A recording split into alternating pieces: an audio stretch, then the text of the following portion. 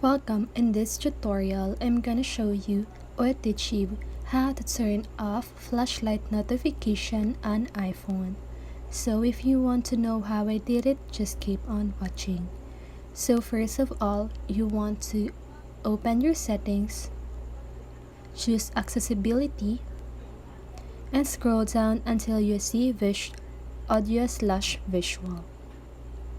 So now you want to scroll down, and here at the visual section, you can see that the LED flash for alerts is turned on. So you just want to turn that off, and that is how you turn off flashlight notification on iPhone. So that's it. I hope this video helped you, and if it did, make sure to like, subscribe, and hit the bell notification so you won't miss a video. See you on the next one and have a great day.